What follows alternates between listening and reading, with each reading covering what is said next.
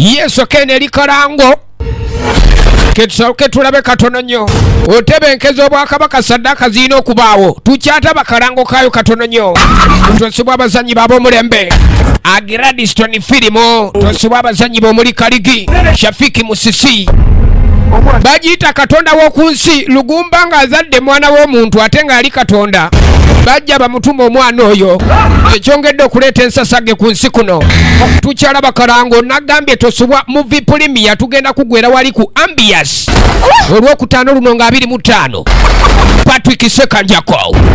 yine likalango hawa naya bajiyita katonda w'okunsi nagambye ffenna tugwera wali ku Ambiance Club Ambiance olwokutaano luno movie premier ensasage ku nsi baana ba katonda nga beeyongedde okujja ku nsi kuno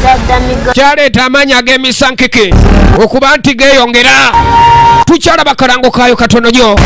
bagiyita katonda w'okunsi nagambye tugwera ku Club Ambiance olwokutaano luno movie premier geene erangiriddwa mwekabire katonda w'okunsi created by Gladstone Ike Kasozi movie onu coming soon nagambye ba superstar bonna nga 25 olwokutaano luno Club Ambiance Kira Platinum Films Incorporation